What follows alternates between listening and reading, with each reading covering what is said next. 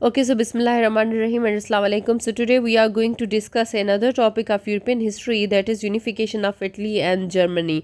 And this topic is very important as far as the paper is concerned, especially the section 1 European history का जो paper है उसका section 1, क्योंकि Italy के बारे में या जर्मनी के बारे में सवाल आता ही आता है. Like in Germany, the examiner can ask the question related to the unification of Germany, the entire process. And दूसरा सवाल भी पूछा जा सकता है, like the role of Bismarck. But when we talk about the Italy, तो Italy के ऊपर भी सवाल आ सकता है कि about the process of unification of Italy. और इसमें जो है काउंट केवर के रोल के ऊपर सवाल आ सकता है, मैजनी के ऊपर सवाल आ सकता है, गैरीबाल्दी के ऊपर सवाल आ सकता है. लाइक अगर हम प्रीवियस पेपर में बात करें तो वहाँ पे ये जो 3 पर्सनालिटीज़ हैं, number 1 is Cavour, number 2 is Mazzini and number 3 is Garibaldi. इन तीनों पे जो है ना वो सवाल आ चुका है कि इन तीनों का रोल जो है वो डिस्क्राइब करें in the process of unification of Italy. तो ये लेक्चर जो है आप लोगों ने बहुत गौर से सुनना है. If you have opted European history as an optional subject whether in CSS or in combined competitive examination. Okay, so this is the map of Italy. मतलब ऑब्वियसली दूसरी भी टेरिटरीज़ है, लेकिन यहाँ पे जो मैंने ये मैप लगाया है फॉर द इटली, क्योंकि जब आप पूरा प्रोसेस पढ़ते हैं तो आप लोगों को मैप का आइडिया होना चाहिए. So this is the kingdom of Sardinia. जब हम बाद में देखेंगे तो ऑब्वियसली वही रोल प्ले करेगी for the unification of Italy. और यहाँ पे जिनोआ है एंड यहाँ पे जो है हमारे पास जो शू लाइक स्ट्रक्चर है, that is the map of Italy. अब यहाँ पे ना आपको नज़र आ रहा होगा लाइक डिफरेंट कलर्स है, like pink, purple, yellow and green. So if this is the map of Italy, then इनको डिफरेंट कलर्स के साथ क्यों शो किया गया है? ये इसलिए शो किया गया है कि this is not a independent state of Italy but it's a geographical expression. Like geographically Italy तो एग्जिस्ट करती है, लेकिन इसकी जो ये जोग्राफिकल टेरिटरीज़ हैं, like they are divided and they are under the control of foreign rulers. अब जो फॉरेन रूलर्स हैं ये उनके अंडर कंट्रोल है.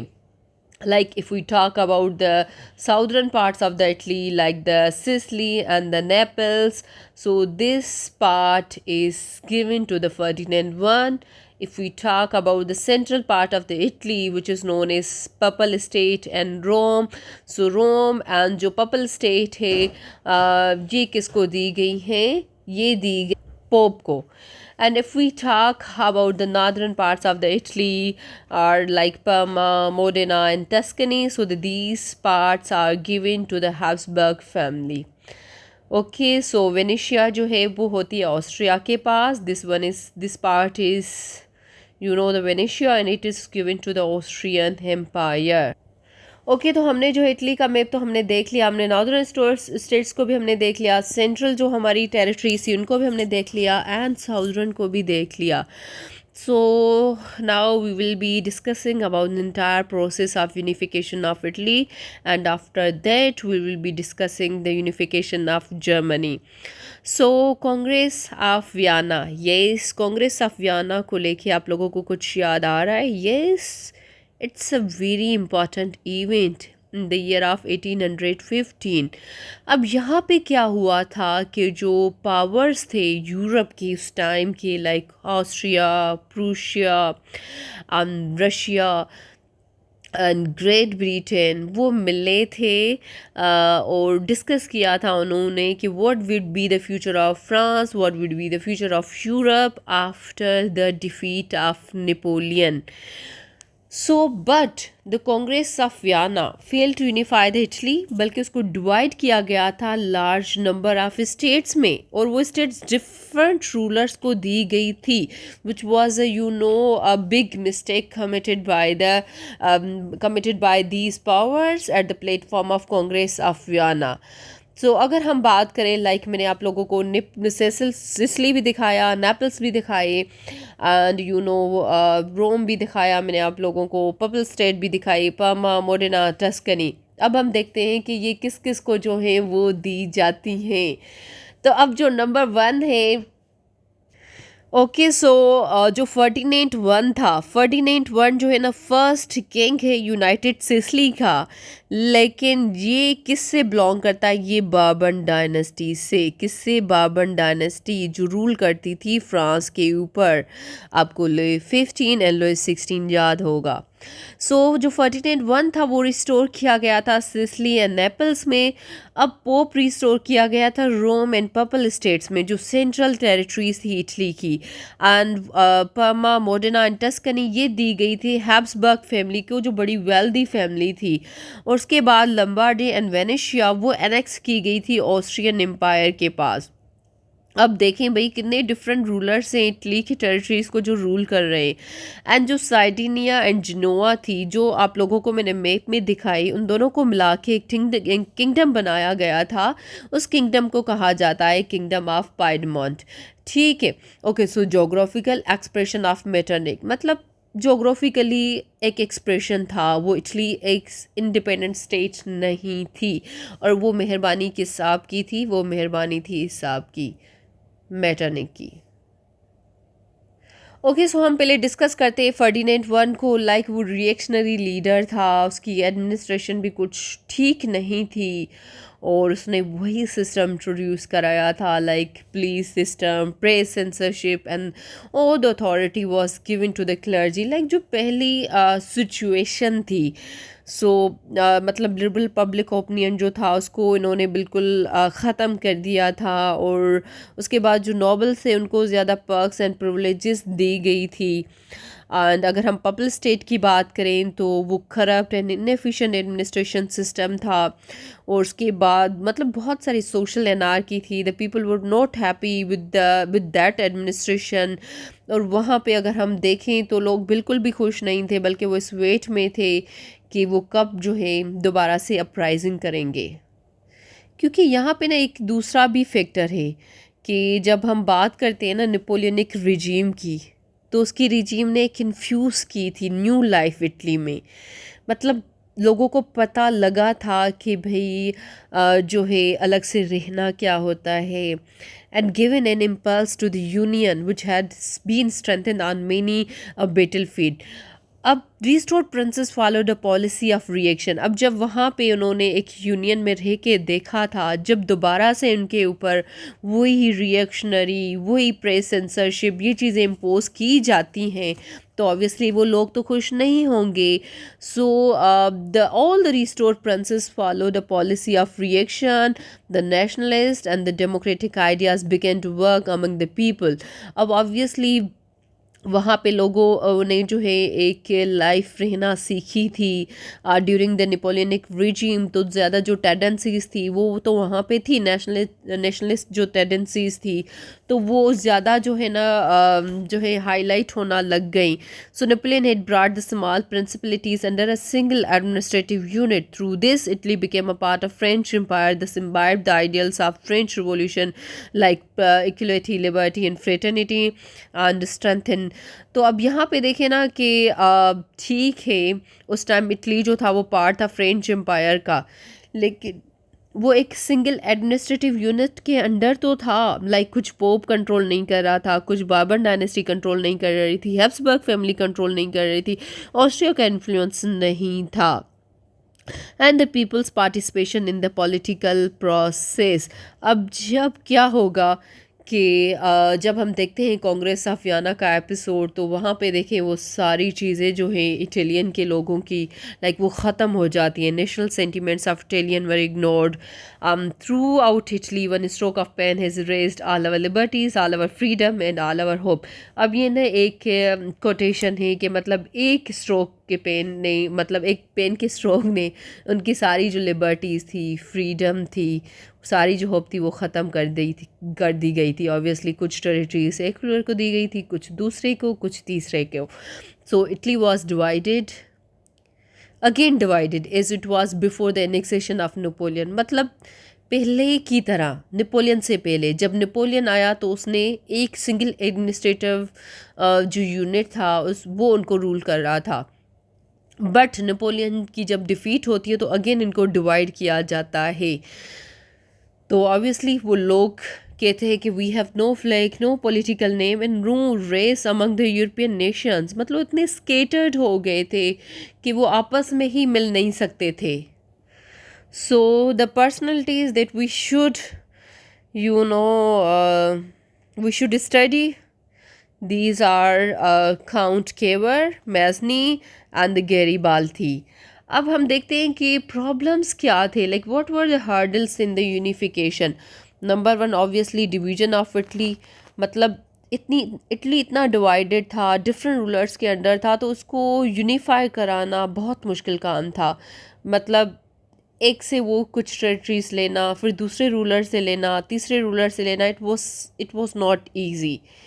And the second is Austrian empire. अब आप लोगों को पता है कि चाहे कांग्रेस ऑफ वियना हो, कंसर्ट ऑफ यूरोप हो, वहाँ पे मेटरनिक की जो पर्सनालिटी थी या ऑस्ट्रियन जो एम्पायर था वो कितना डोमिनेटिंग था। So obviously it was one of the main hurdles in the way of unification of Italy. And the third is reactionary rulers, like you have seen Ferdinand I and the Pope as well.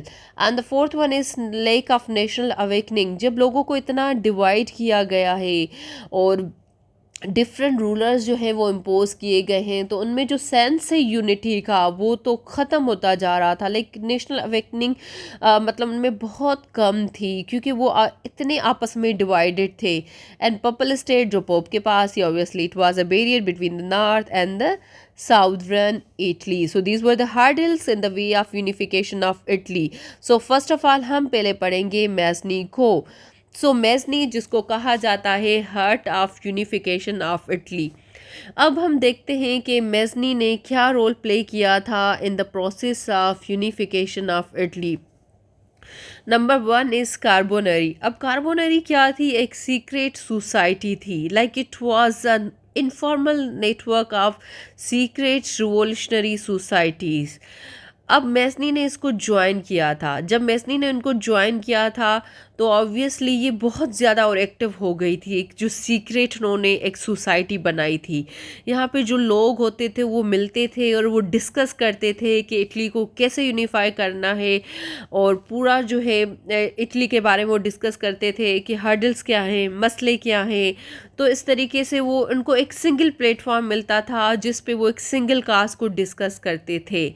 अब second उसका role ये है कि जो 1830 में एक revolution हुआ था जिसमें बेल्जियम ने इंडिपेंडेंस डिक्लेयर की थी, तो उसमें भी इसने पार्टिसिपेट किया था, बट इसको एग्जाइल किया गया था।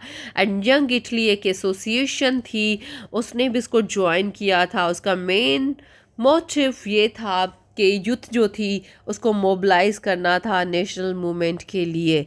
And the fourth is sense of unity, like he had immense faith in the youth power. He told the young man to speak to the labour workers and the farmers and make them aware of their rights. Like उसको लगता था कि जो youth power है ना वो बड़ी important है, वो हमें जो है बड़ा हमारी हेल्प कर सकती है। तो इसने यंग जो लोग थे उनको मोबिलाइज़ किया, उनको कहा कि you should speak to the labour से बात करें, वर्कर से बात करें, फार्मर से बात करें, उनको जगाएं, उनको बताएं कि जो है इटली को कैसे यूनिफाई कराना है। एंड उसके बाद एक Garibaldi which is known as the sword of Italy unification. First of all इसने क्या किया था? सपोर्ट किया था मैज़नी को। एंड उसके बाद क्या था कि ये भी मेंबर बना था यंग इटली का, जिसका एम था यूनिफिकेशन ऑफ इटली। एंड उसके बाद उसने पार्टिसिपेट किया था in the revolt against the parliament and support की थी काउंट केवर को। 1854 he was called by the Cavour to support the unification of Italy. In 1860 he conquered Sicily in the name of Victor Emmanuel, जो king होता है जो उसका parliament Sardinia का। He also capture Naples in the year of 1860। और उसने arm struggle भी की थी, लाइक रेड शर्ट्स जो है वो एक छोटी सी आर्मी बनाई थी। और उसके बाद जो है हम पढ़ते हैं आप सबका फेवरेट, मेरा भी फेवरेट, काउंट केवर। तो काउंट केवर को कहा जाता है chief of architect of Italian unification. Number one, इसने पहले ना अपनी आर्मी को बड़ा स्ट्रेंथन किया। और जो क्रीमियन वॉर थी उसको भी बड़ा इसने जो है यूँ समझ लें कि उस एक इवेंट को इसने बड़ा एक्सप्लॉइट किया, बड़े अच्छे तरीके से डिप्लोमेटिकली यूज़ किया। क्योंकि क्रीमियन वॉर में ना इसने सपोर्ट दी थी, वो भी मिलिट्री सपोर्ट, क्योंकि शुरू में तो ऑब्वियसली इसको जो है अपनी जो पार्लियामेंट सार्डिनिया थी उसको एक मॉडल स्टेट बनाना था। उसने उसकी इकोनॉमी को स्ट्रेंथन किया, उसकी आर्मी को स्ट्रेंथन किया। उसको स्ट्रेंथन करने के बाद जो है ना इसने मिलिट्री सपोर्ट दी फ्रांस को एंड इंग्लैंड को in the Crimean war against the Russia. So he was in search of alliances against Austria. Thus he exploited this war. क्योंकि उसको ना अलायंसेस चाहिए थे अगेंस्ट ऑस्ट्रिया। अब अगेंस्ट ऑस्ट्रिया क्यों? क्योंकि वेनेशिया जो थी वो ऑस्ट्रिया के पास थी, पर्मा मोडेना टस्कनी वो हैब्सबर्ग फैमिली के पास थी। तो ऑब्वियसली ऑस्ट्रिया के पास हमारी 2 टेरिटरीज थी और 3 हमारी थी हैब्सबर्ग फैमिली के पास। तो तभी इसको अलायंसेस चाहिए थे अगेंस्ट द ऑस्ट्रिया। तो इन्होंने हाथ मिला लिया था फ्रांस एंड इंग्लैंड से। उसके बाद इसने रेलवे ट्रैक्स बनाए थे, क्योंकि देखें ना इटली को इतना डिवाइड किया गया था कि लोग आपस में मिल नहीं सकते थे, एक उनके दरमियान नेटवर्किंग नहीं होती थी। तो उसने रेलवे ट्रैक्स बनाए थे और उसके बाद एक स्टेट बैंक्स भी बनाई गई थी और जो चर्च की प्रिविलेजेस थी वो भी ख़त्म की गई थी। और उसके बाद क्या था कि एक ना पेरिस पीस कॉन्फ्रेंस होती है, तो वहाँ पे केवर को इनवाइट किया गया था। तो वहाँ पे ना पेरिस पीस कॉन्फ्रेंस में ये प्रॉब्लम्स बताता है इटालियन स्टेट्स के कि भाई उनकी क्या प्रॉब्लम्स है और वो एक्सपोज करता है ऑस्ट्रियन एम्पायर को। तो वहाँ पे जो नेपोलियन 3 होता है वो एग्री होता है कि he would help the Italy in its unification.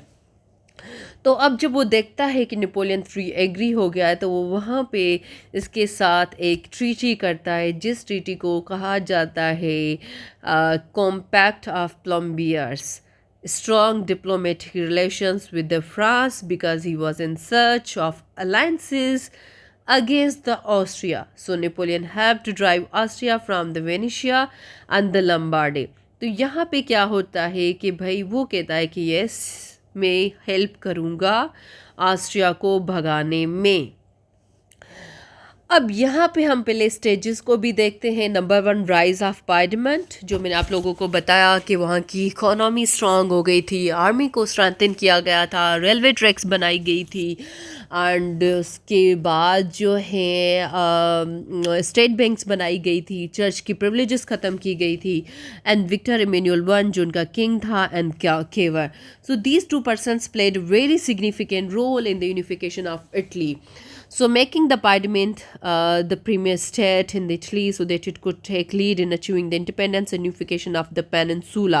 Obviously पहले तो parliament को model state बनाना था ना कि उसको देख के वो लोग motivate हों.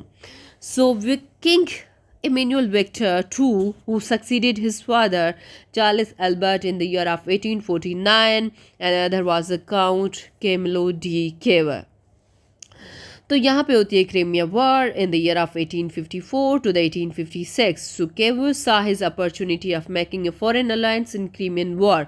So he persuaded the king to join the England and the France. So obviously he was like the prime minister, like the second leader. So he persuaded the king that we should extend our help towards the England and the France against the Russia. As a means of bringing the Italian question before the great powers. मतलब ये great powers है ना, इनके सामने पता होना चाहिए कि इटालियन के क्या प्रॉब्लम्स हैं और वहाँ पे जो है ऑस्ट्रियन एम्पायर क्या जो है वो करता फिर रहा है। उनके पास उनकी प्रेस सेंसरशिप, उनकी लिबर्टी नहीं है, उनके राइट्स नहीं हैं और उनको डिफरेंट रूलर्स जो हैं वो इतना बैडली जो है वो रूल कर रहे हैं। सो उसके लिए उन्होंने दी मिलिट्री असिस्टेंस एंड उसके बाद पेरिस पीस कॉन्फ्रेंस जब होती है, जब क्रीमियन वॉर ख़त्म होती है, उसकी कंक्लूजन होती है, तो उसको इनवाइट किया जाता है, जो मैंने आप लोगों को बताया कि केवर ने हाईलाइट किया था इटली के प्रॉब्लम्स को। And the parliament was recognised as a great power and Cavour was invited to attend the pre peace conference. अब जब केवर ने इतनी मेहनत की थी पार्लियामेंट के ऊपर, तो वहाँ पे पेरिस पीस कॉन्फ्रेंस में काउंट केवर को इनवाइट किया गया था और उसको रिकग्नाइज किया गया था, तस्लीम किया गया था पार्लियामेंट को एक great power. So he raised the questions of Italian independence and highlighted Austria as the arch enemy of Italian independence. So leader of the movement for the Italian independence, अगर हम इसको कहें तो फिर भी बुरा नहीं होगा, बल्कि बिल्कुल ठीक होगा. Okay, so alliances with the France वो हमने ऑलरेडी डिस्कस कर दिया. अब हम यहाँ पे पढ़ते हैं war with Austria in the year of 1859. अब यहाँ पे क्या होता है कि अकॉर्डिंग टू एग्रीमेंट जो नेपोलियन होगा वो हेल्प करेगा केवर की, and Prussia and UK were silent. Prussia भी साइलेंट होगा, यूके भी साइलेंट होगा. So this Lombardy was occupied by the Sardinia. अब लम्बार्डे जो होती है वो ऑक्यूपाई कर लेता है सार्डिनिया. अब जब ये अपीयर होता है कि भाई जो ऑस्ट्रिया है वो लूज़ करेगा वेनिशिया लम्बार्डे के साथ साथ, तो नेपोलियन जो होता है वो बीच में जो है वो बीच में ही भाग जाता है कि भाई अब मैंने नहीं साथ देना. अब यहाँ पे उसके बाद क्या होता है, merging Modena and Tuscany. Austria defeat so pro Austrian ruler. जैसे मैंने आप लोगों को बताया था कि परमा मोडेना टस्कनी में किसकी हुकूमत थी, हैब्सबर्ग फैमिली की. तो हैब्सबर्ग जो फैमिली थी वो प्रो ऑस्ट्रिया थी, तो प्रो ऑस्ट्रियन रूलर्स थे. तो वहाँ पे जब ऑस्ट्रिया की डिफ़ीट होती है, तो जब वो पमा मोडेना टस्कनी के जब लोग देखते हैं कि इसकी डिफ़ीट हुई है, तो वहाँ पे प्रो ऑस्ट्रियन रूलर होता है. तो वहाँ पे क्या होते हैं, वो लोग ऑलरेडी इसी वेट में होते हैं. तो वहाँ पे जो स्टेट्स होती हैं उनमें रिवोल्ट होता है, और जब रिवोल्ट होता है तो यूके सपोर्ट करता है प्लेबिसाइड को. अब जब प्लेबिसाइड होता है तो obviously people they chose to be with the parliament. तो यहाँ पे क्या होता है, capturing the Sicily and the Naples in the year of 1860. अब वो आप लोगों को पता है कि सिसली एंड नेपल्स किसके पास थी, फर्डिनेंड वन के पास, मतलब बार्बन डायनेस्टी के पास.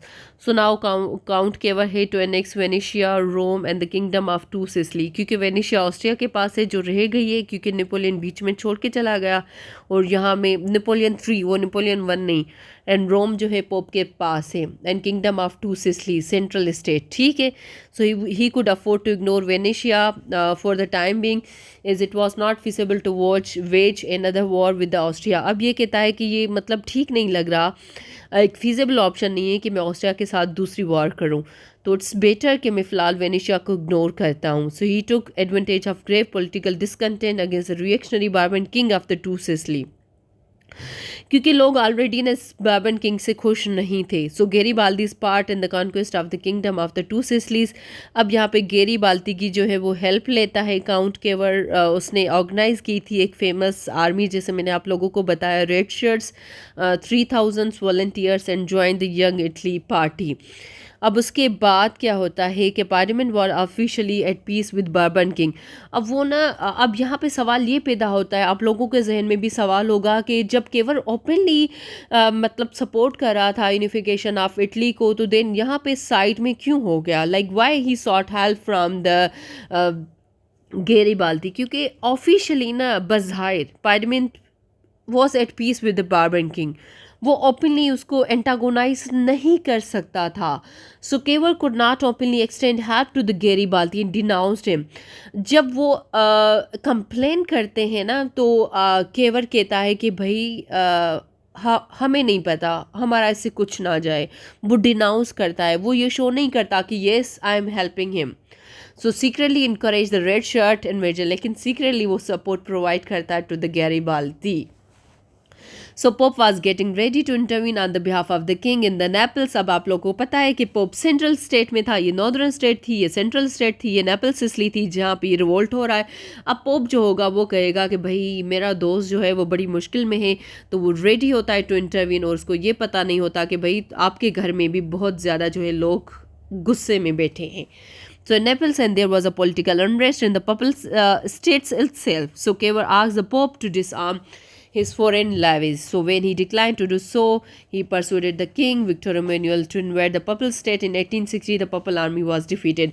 अब ये यहाँ पे इसकी हेल्प करने जा रहा था, तो यहाँ से जो है द किंग की हेल्प लेके यहाँ पे जो है ये इन्वेट कर लेते हैं papal state in the year of 1860.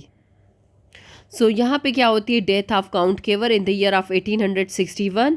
अब उसने ऑलमोस्ट कंप्लीट कर ली थी इटली की यूनिफिकेशन, लेकिन it was unfortunate that he did not live to see the day when the Venetia and Rome were annexed.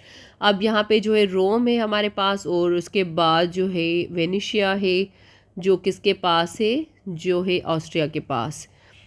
Okay, so these are two last slides. तो अब यहाँ पे एनेक्सेशन ऑफ वेनेशिया इन 1866 में, Austro Prussian war. अब यहाँ पे ना Prussia, यहाँ पे यूनिफिकेशन ऑफ जर्मनी भी स्टार्ट हो चुकी है, वो हम कल पढ़ लेंगे। सो यहाँ पे एक ऑस्ट्रिया एंड प्रूशिया की वॉर होती है, और जिसमें जो है होलिस्टेन एंड स्किलविक्स जो होती है, Bismarck the Prussian chancellor was determined to out Austrian from the German confederation and to unify the Germany, so under the leadership of Prussia. अब यहाँ पे मैं डिस्कस नहीं कर रही unification of Germany, in the next lecture we will be discussing this. अब यहाँ पे क्या होता है कि strengthen the army and was ready to strike at France and Austria, the two enemies of the Germany. So Austria mobilised her forces and the war was certain, but before the bark Bismarck made the treaty of alliances with the Italy in war with Austria. क्योंकि Italy तो ready बैठा था ना already, क्योंकि Italy की जो एक territory थी वेनेशिया, वो किसके पास थी, वो ऑस्ट्रिया के पास थी। तो इटली ने कहा कि येस आप वार करें, Italy would come to rescue Prussia and Italy would be awarded with the Venetia, क्योंकि इसने कहा था मैं आ जाऊँगा रेस्क्यू करने, लेकिन रिटर्न में मुझे अपनी वेनेशिया मिलनी चाहिए। तो यहाँ पे हम देखते हैं कि एक बैटल होती है, उस बैटल का नाम होता है battle of Sadowa, Austria Prussia war, जिसमें जो है इटली को दी जाती है वेनेशिया, और ट्रीटी एक साइन होती है। उस ट्रीटी के तहत जो है वेनेशिया एनेक्स हो जाती है पार्लियामेंट में, एंड उसके बाद फ्रांस एंड प्रूशिया वॉर होती है, प्रूशिया की फ्रांस के साथ। तो यहाँ पे जो रोम होता है वो दिया जाता है किसको, इटली को। तो यहाँ पे जो यूनिफिकेशन ऑफ इटली है वो ख़त्म होती है। इसमें आपने तीनों लोगों का जो रोल था वो आप लोगों ने पढ़ लिया, एंड आई होप आप लोगों को बहुत अच्छे से समझ में आया होगा। If you people have a question, you can write in the comment section. So thank you so much.